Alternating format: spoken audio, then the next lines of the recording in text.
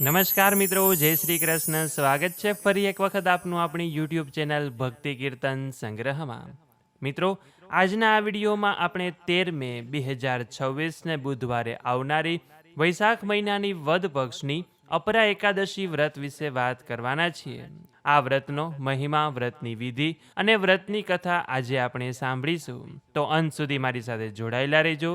Video પસંદ આવે તો કોમેન્ટ સેક્શનમાં એકાદશી નિમિત્તે જય શ્રી કૃષ્ણ અવશ્ય લખજો. મિત્રો, વરસભરમાં કુલ 24 એકાદશીનું વ્રત આવે છે. એટલે કે મહિનામાં 2 એકાદશીનું વ્રત આવે અને એમાંથી વૈશાખ મહિનાની વદ પક્ષની એકાદશી એટલે કે અપરા એકાદશી. અપરા એકાદશી એ આપણા હિન્દુ ધર્મમાં અત્યંત પવિત્ર અને પુણ્યદાયી એકાદશી માનવામાં આવી છે. અપરા શબ્દનો અર્થ જ થાય છે અપરંપાર, અતિશય અથવા તો અસીમિત. એટલે કે આ એકાદશીનું એવું વ્રત છે કે જે આપણને અપરંપાર પુણ્ય, પાપોથી મુક્તિ અને ભગવાન શ્રી વિષ્ણુની કૃપા આપે છે. શાસ્ત્રોમાં જણાવાયું છે કે આ એકાદશીનું વ્રત કરવાથી મનુષ્યના ઘણા જન્મોના પાપો નાશ પામે છે તથા જીવનમાં સુખ, શાંતિ, સમૃદ્ધિ અને ઉન્નતિની પ્રાપ્તિ કરે છે. ભગવાન શ્રી કૃષ્ણે પણ યુધિષ્ઠિરને આ એકાદશીનું મહાત્મ્ય સમજાવતા કહ્યું છે કે જે ફળ ગંગા સ્નાન, તીર્થયાત્રા, યજ્ઞ અને દાન કરવાથી મળે છે તે બધું ફળ અપરા એકાદશીના વ્રત કરવા માત્રથી પ્રાપ્ત થઈ જાય છે. એકાદશીનો અર્થ માત્ર ઉપવાસ કરવો જ નથી, પરંતુ એકાદશીનો સાચો અર્થ એ છે કે મનુષ્ય પોતાની 11 ઇન્દ્રિયો એટલે કે 5 કર્મેન્દ્રિયો અને 5 જ્ઞાનેન્દ્રિયો અને મન તેના ઉપર નિયંત્રણ મેળવવાનો પ્રયત્ન કરવો. આ દિવસે ભક્તિ અને ભગવાનના સ્મરણમાં રહેવું સૌથી મહત્વનું માનવામાં આવે છે. એકાદશીનું વ્રત મન અને આત્માની શુદ્ધિ માટે છે. શરીરનો ઉપવાસ તો માત્ર એક ભાગ છે, પરંતુ સાચી એકાદશી એ જ છે કે જેમાં મનુષ્ય ક્રોધ, લોભ, કામ, મોહ અને ખોટી વૃત્તિઓથી દૂર રહે. આ એકાદશીના દિવસે ખોટું બોલવું, ક્રોધ કરવો, કોઈનું અપમાન કરવું, ઝઘડો કરવો કે પછી તામસિક પ્રવૃત્તિ કરવી તેને પાપરૂપ માનવામાં આવ્યું છે. આજે માંસાહાર, દારૂ, લસણ, ડુંગળી અને નકારાત્મક વિચારોનો પણ ત્યાગ કરવો જોઈએ. શક્ય હોય તો દિવસભર ભગવાનના નામનું સ્મરણ કરવું, ભજન કીર્તન કરવા અને ધાર્મિક ગ્રંથોનું વાંચન કરવું અને રાત્રે જાગરણ કરી હરિનામ સંકીર્તન કરવાથી પણ વિશેષ ફળની પ્રાપ્તિ થાય છે. એકાદશીનું વ્રત 10મીના સાંજથી જ શરૂ થઈ જાય છે. સૂર્યાસ્ત પછી જ એકાદશીના નિયમોનું પાલન કરવામાં આવે છે તથા ઘણા લોકો એકાદશીના સૂર્યોદયથી પણ આ વ્રત કરતા હોય છે. બંને રીતે એકાદશીનું વ્રત કરી શકાય છે. સવારે વહેલા ઉઠી સ્નાનાદિ કાર્યોમાંથી પરવારીને સૂર્યદેવને જળ અર્પણ કરી તુલસી માતાના દર્શન કરીને ભગવાન વિષ્ણુ સમક્ષ બેસીને આ વ્રતનો સંકલ્પ કરવાનો કે કેવી રીતે આજે આપણે વ્રત કરવાના છે. નિર્જળા ઉપવાસ, પ્રવાહી લઈને, ફળાહાર લઈને કે પછી ફરાળ લઈને કે પછી એક ટાઈમ ભોજન લઈને અને એ પછી ભગવાનનું વિધિપૂર્વક અને એ પછી ભગવાન શ્રી વિષ્ણુ અને લક્ષ્મીજીનું પૂજન કરવામાં આવે છે. ભગવાનને પીળા ફૂલ, તુલસી પાન, ફળ, પંચામૃત અર્પણ કરી ઓમ નમો ભગવતે વાસુદેવાય એ મંત્રનો જાપ કરવો. એ પછી વિષ્ણુ સહસ્ત્રનામ, લઘુ વિષ્ણુ સહસ્ત્રનામ, વિષ્ણુ 28 નામ, 108 નામાવલી, ભગવદ્ ગીતા કે પછી ભગવાનના કોઈ પણ પાઠ આજના દિવસે કરવા જોઈએ. ભગવાન વિષ્ણુ સિવાય આપ યમનાષ્ટકનો પાઠ કરી શકો છો, ગોવિંદ દામોદર સ્તોત્ર છે, કૃષ્ણાષ્ટકનો પાઠ છે, શ્રીમદ ભાગવતનો પાઠ છે, નારાયણ કવચનો પાઠ છે, તે પણ કરી શકો છો. પાઠ કરી લીધા પછી ત્યાં જ બેસીને જો શક્ય હોય તો આ એકાદશી વ્રતની કથા સાંભળવાની અને જો ત્યારે સમય ન હોય તો દિવસભર દરમિયાન જ્યારે પણ સમય મળે છે ત્યારે આપ તે કથા સાંભળી શકો છો. પરંતુ વ્રત કથા અવશ્ય સાંભળવી, કેમ કે તેના વગર આ વ્રત અધૂરું ગણાય છે. આ એકાદશીના દિવસે એકાદશીનો આખો દિવસ ભક્તિપૂર્વક ઉપવાસ કરીને દ્વાદશીના દિવસે બ્રાહ્મણ, ગાય અથવા ગરીબોને દાન આપીને પારણું કરવામાં આવે છે. પારણું એટલે કે ઉપવાસને તોડવાનો, આપણે જે એકાદશી વ્રત કર્યું હોય તેને પૂર્ણ કરવાનું. જો આ પારણું યોગ્ય સમયમાં થાય, મુહૂર્તમાં થાય તો જ તેનું પુણ્યફળ મળે છે. એટલે આ એકાદશીનો પારણાનો સમય છે 14 મે 2026 ગુરુવાર સવારે 5:30 વાગ્યાથી 8 વાગ્યા સુધીનો. એટલે આ સમયગાળામાં સૌ લોકોએ એકાદશીનું વ્રતને પૂર્ણ કરવાનું રહેશે. આ સિવાય આ એકાદશીના દિવસે દાનપુણ્ય કરવાનું પણ વિશેષ મહત્વ જણાવવામાં આવ્યું છે. ભગવાન શ્રી કૃષ્ણ એવું કહ્યું છે કે આ દિવસે કરેલું દાનનું આપણને અનેક ગણું ફળ મળે છે. જળદાન, અન્નદાન, વસ્ત્રદાન કે પછી કોઈ પણ વસ્તુનું દાન આપ આજના દિવસે યથાશક્તિ કરી શકો છો. ગરીબોને સહાય કરવી, સાધુ સંતોને જમાડવા, બાળકોને રાજી રાખવા કે જેનાથી આપણા જીવનમાં સુખ સમૃદ્ધિ આવે છે. ખાસ કરીને આજે ગાયને લીલું ઘાસ ખવડાવવું, તુલસીજીની સેવા કરવી અને મંદિરોમાં કે નદીઓમાં દીપદાન કરવું પણ ખૂબ જ શુભ માનવામાં આવ્યું છે. ભગવાન શ્રી કૃષ્ણે પાંડવોને આ એકાદશીનું મહત્વ સમજાવતા કહ્યું હતું કે કલિયુગમાં એકાદશી જેટલું સરળ અને મહાન વ્રત બીજું કોઈ નથી. જે વ્યક્તિ ભક્તિપૂર્વક એકાદશીનું પાલન કરે છે તેને મૃત્યુ પછી વૈકુંઠ લોકની પ્રાપ્તિ થાય છે. અને ભગવાન કહે છે કે ઉપવાસથી શરીર શુદ્ધ બને છે, પરંતુ ભક્તિ અને નામ સ્મરણથી આત્મા શુદ્ધ બને છે. એટલે એકાદશી મનુષ્યને ઇન્દ્રિય સુખથી દૂર રાખીને ભગવાન તરફ આગળ વધારતી તિથિ છે. તેથી આ દિવસને હરિદિન પણ કહેવામાં આવ્યો છે. એકાદશીનું વ્રત ખાસ તે લોકોએ કરવું જોઈએ કે જે લોકોને જીવનમાં માનસિક ચિંતા હોય, આર્થિક મુશ્કેલી હોય, પારિવારિક કલેશ ચાલતો હોય કે પછી કોઈ ગ્રહ દોષથી પીડાઈ રહ્યા હોય.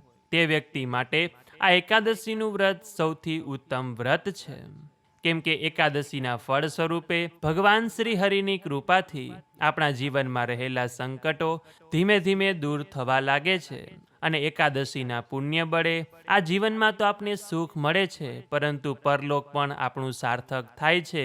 એટલે કે આપણને ભગવાનનું ધામ મળી જાય છે, મોક્ષની પ્રાપ્તિ થઈ જાય છે કે જેનાથી આપણી આત્માને ફરી ગર્ભપીડા ભોગવવી પડતી નથી. તો આવો છે આ અપરા એકાદશીનો મહિમા. આવો હવે આપણે સાંભળીએ આ એકાદશીની વ્રત કથા કે જેના વગર આ વ્રત અધૂરું ગણાય છે. તો હવે સૌ લોકો એક ચિત્તે, શક્ય હોય તો હાથમાં તુલસી પત્ર રાખીને મનમાં શ્રી કૃષ્ણ શરણમ મમ કે ભગવાનનું નામ સ્મરણ કરતા મારી સાથે આ કથાનું શ્રવણ કરે. તો બોલીએ શ્રી વિષ્ણુ ભગવાન કી જય, એકાદશી માત કી જય. અતઃ વૈશાખવદી અપરા એકાદશી વ્રત કથા. પ્રાચીન સમયમાં મહિધ્વજ નામના એક અત્યંત ધર્માત્મા અને દયાળુ રાજા હતા. તેઓ પોતાના રાજ્યમાં ન્યાયપૂર્વક શાસન કરતા અને પ્રજાનું કલ્યાણ જ તેમના જીવનનો મુખ્ય ધર્મ માનતા હતા. રાજા ભગવાન શ્રી વિષ્ણુના પરમ ભક્ત હતા અને હંમેશા સત્ય અને ધર્મના માર્ગ પર ચાલતા હતા. પરંતુ તેમના નાના ભાઈ વજ્રધ્વજનો સ્વભાવ અત્યંત ક્રૂર, ઈર્ષાળુ અને અધર્મી હતો. તેને પોતાના મોટા ભાઈની લોકપ્રિયતા અને યશ સહન થતું ન હતું. ધીમે ધીમે તેના મનમાં દ્વેષ અને લોભ વધતા ગયા. એક દિવસ વજ્રધ્વજે રાજ્ય મેળવવાની લાલસામાં આવીને પોતાના મોટા ભાઈ મહિધ્વજની ગુપ્ત રીતે હત્યા કરી નાખી.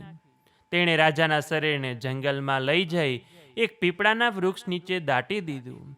અયોગ્ય મૃત્યુ અને અધૂરા સંસ્કારને કારણે મહિધ્વજની આત્માને શાંતિ મળી નહીં અને તેઓ પ્રેત યોનિમાં ભટકવા લાગ્યા. તે પ્રેત આત્મા જંગલમાં આવનાર લોકોને ઘણી પીડા આપતી હતી અને લોકો ભયભીત થઈને તે માર્ગે જવાનું ટાળવા લાગ્યા. કેટલાક સમય પછી એક મહાન તપસ્વી ઋષિ તે જંગલમાંથી પસાર થઈ રહ્યા હતા. પોતાના દિવ્ય જ્ઞાનથી તેમણે જાણ્યું કે આ પ્રેત આત્મા કોઈ સામાન્ય આત્મા નથી, પરંતુ એક ધર્માત્મા રાજાની છે કે જેને અયોગ્ય રીતે મૃત્યુ મળ્યું છે. એટલે ઋષિને રાજા પર દયા આવી. તેમણે યોગ બળથી સમગ્ર ઘટના જાણી અને તે આત્માને મુક્ત કરવાનો સંકલ્પ કર્યો. ઋષિએ અપરા એકાદશીનું વ્રત રાખ્યું અને તેમણે પૂર્ણ ભક્તિ અને નિયમપૂર્વક ભગવાન શ્રી હરિનું પૂજન કર્યું, રાત્રિ જાગરણ કર્યું અને દ્વાદશીના દિવસે વ્રતનું પારણું કર્યું અને પછી તે વ્રતનું પુણ્ય મહિધ્વજની પ્રેતાત્માને અર્પણ કર્યું.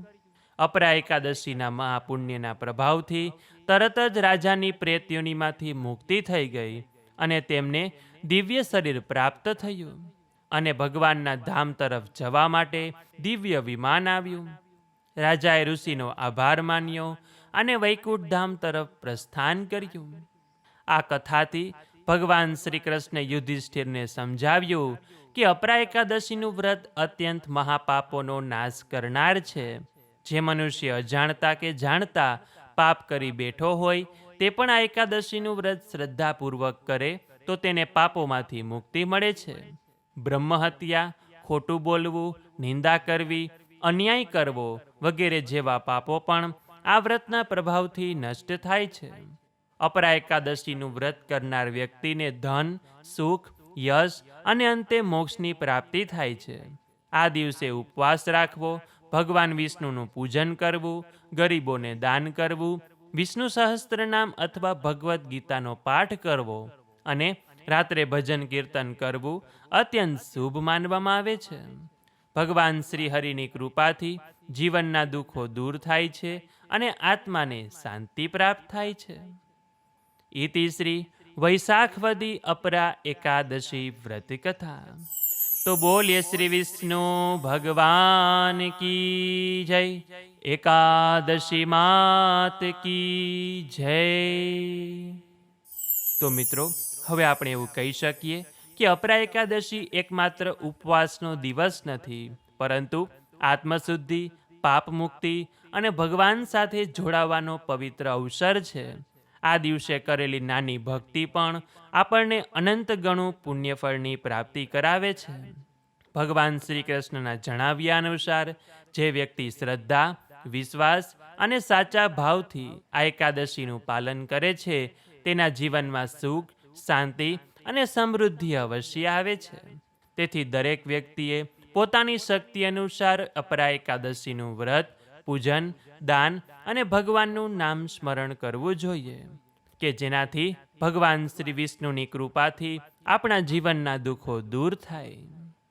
તો મિત્રો, આજે આપણે સાંભળ્યું અપરા એકાદશીનો મહિમા, વ્રતની કથા અને આ વ્રત કરવાથી મળતા ફળ વિશે.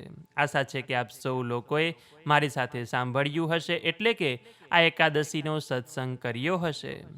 તો હવે ટૂંક જ સમયમાં પુરુષોત્તમ માસની શરૂઆત થવા જઈ રહી છે કે જેમાં પુરુષોત્તમ માસની નિત્ય મહાત્મય કથા અને વાર્તા સાંભળવામાં આવે છે. સાથે જ કાઠાગોરનું પૂજન કરવામાં આવે છે અને કાઠાગોરની વાર્તા સાંભળવામાં આવે છે. અને કાઠાગોરનું પૂજન કેવી રીતે કરવું, તેમાં કયા ગીત ગાવાના હોય તેનો પણ એક અલગથી વિડીયો મૂકીશું કે જેથી કરીને આપ સરળ રીતે નિત્ય કાઠાગોરનું પૂજન કરી શકો. તો આ વિડીયો પસંદ આવ્યો હોય તો લાઈક કરી તમારા મિત્રોને મોકલી, અમારી ચેનલમાં નવા હોય તો સબસ્ક્રાઈબ કરવાનું ભૂલતા નહીં કે જેથી આવનાર અવનવા વિડીયો આપ સૌને મળતા રહે. તો આ સાથે હવે મને રજા આપો, મળીશું ફરીથી એક નવા વિડીયોમાં. ત્યાં સુધી આપ સૌ લોકોને અમારી ચેનલના જય શ્રી કૃષ્ણ. ધન્યવાદ. મારી સાથે જોડાઈ રહેવા બદલ, મારી સાથે એકાદશીનો સત્સંગ કરવા બદલ આપ સૌ લોકોનો ખૂબ ખૂબ આભાર.